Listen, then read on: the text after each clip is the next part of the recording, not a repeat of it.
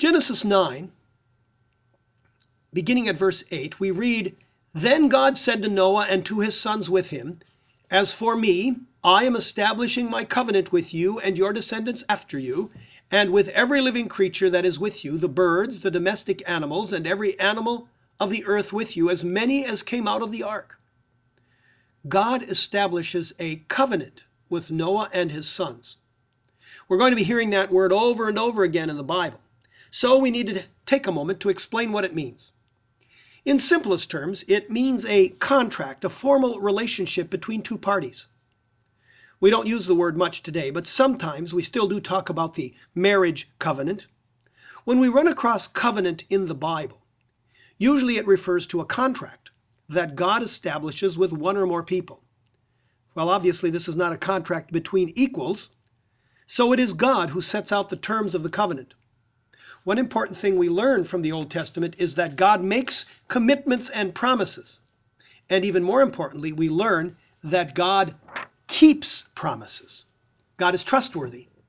Here in the story of the flood, God makes a covenant with all of humanity and, in a sense, with the entire planet. The sign of the covenant, God's signature on the contract, well, that is the rainbow in the sky. God says, "Whenever I see this rainbow, I will remember my covenant that is between me and you and every living creature of all flesh, and all the waters shall never again become a flood to destroy all flesh." Here, God makes an unconditional promise. This covenant is one-sided. It is pure grace flowing from God. As we journey through the Bible, we will also see covenants that involve both parties in promises and in expectations. We're going to look now at one final episode in this story of loss. After giving us an outline of the nations of that region in chapter 10, the Bible story in chapter 11, beginning at verse 1, takes us to the plains of Shinar in the Tigris-Euphrates basin in what is today Iraq.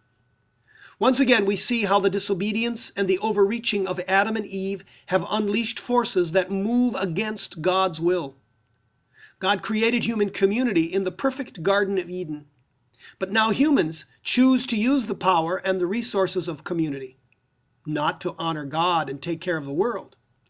Instead, they decide to make a name for themselves by storming heaven. Isn't it ironic that while they are building a tower to reach the heavens, God comes down, and when he sees what they are up to, God decides to shatter their prideful egos by mixing up their languages and scattering them all over the earth. The Bible says that even our language and our cultural divisions have been caused by human sin. The first 11 chapters of the Bible are the story of a tragedy. Out of nothing, God creates a universe. On the earth, God creates a beautiful, bounteous life, places human beings as stewards and caretakers of the planet. God is deeply satisfied and declares that all of it is very good. God enjoys a perfect relationship to creation, but this relationship is soon shattered. Humans choose to disobey God's command. The effects of this disobedience spread to nature, and they engulf the world. God makes a dramatic attempt to repair the damage by cleansing the world with the flood. Unfortunately, humanity's relationship to God continues to spiral downward into fear, anger, sin, and arrogance. Discord replaces harmony. Envy replaces joy. Pride replaces humility. What will God do now? How will God react to this tragic story of loss? Will God send fire? Will God resign?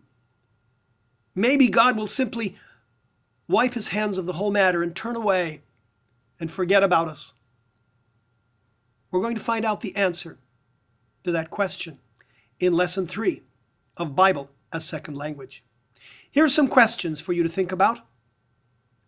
What do you think it means to be created in the image of God? How do you understand God's call for humans to have dominion over the earth? Do you think that sin spreads from human to human? How about from humans to nature? And if you want to dig further into some of the issues in this lesson, check out some of the web resources that are listed here on this slide. Thank you for listening. May God bless you, and I look forward to seeing you again in session 3.